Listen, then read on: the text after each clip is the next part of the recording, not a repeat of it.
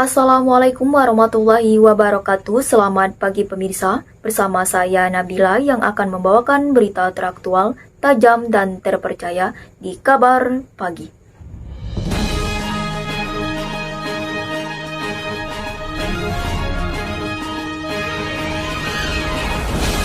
Baik pemirsa, curah hujan deras selama 4 jam yang mengguyuri kota Medan, Sumatera Utara menyebabkan terjadinya sejumlah ruas jalan terendam banjir. Sejumlah kendaraan yang melintas pun mengalami mogok karena tingginya air. Banjir yang menggenangi ruas jalan di kota Medan seperti salah satunya terjadi di depan jalan stasiun kereta api Medan pada Selasa malam.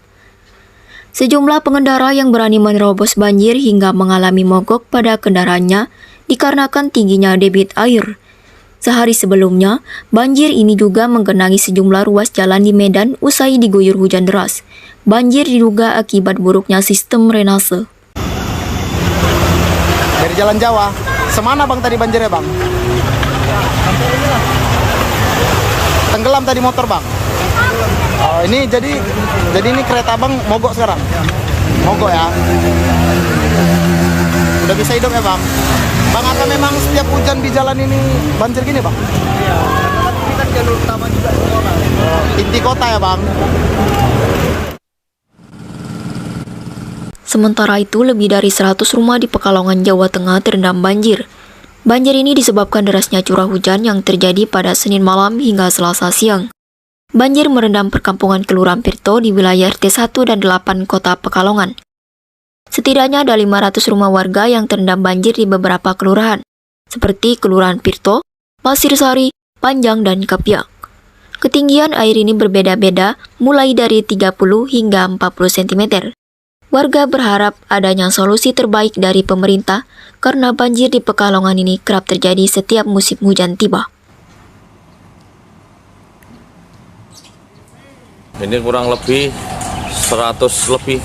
100 lebih untuk di RW 01. Okay. Mohon pemerintah kota, pemerintah provinsi maupun pemerintah pusat untuk saling sinergi dan sehingga bisa menanggulangi banjir tersebut. Baik pemirsa, berita selanjutnya datang dari tenaga pendidik.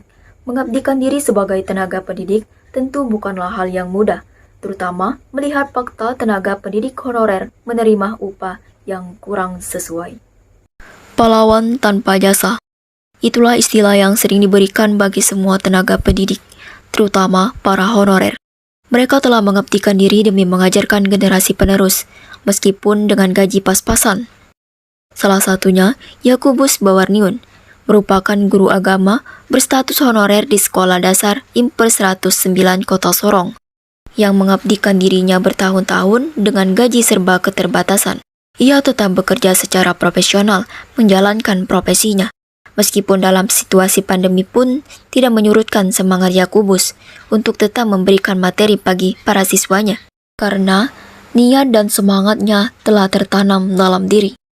Hingga meskipun dalam situasi apapun ia tetap bertahan dengan gaji yang jauh dari kata cukup.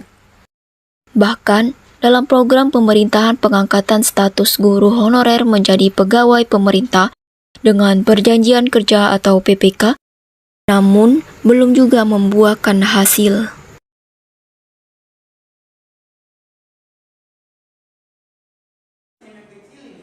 Guru-guru honorer yang tentunya bahkan sudah mengabdi bertahun-tahun ya, dan kalau mau dikatakan dengan upah yang begitu standar, tapi kami ya sebagai guru-guru honorer tetap semangat menjalankan tugas dan tanggung jawab kami sebagai guru di sekolah kami masing-masing.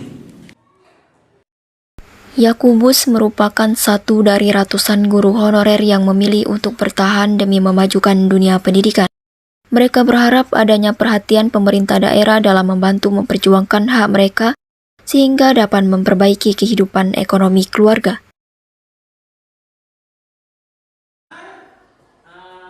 Kalau untuk upaya Yakubus ini untuk mengajar siswa itu sangat bagus, desanya tinggi, bisa merangkul anak-anak, bisa sehingga anak-anak kelas 1 itu nyaman diajar Pak Yakubus begitu. Buktinya orang tua juga banyak yang mendukung, yang senang begitu.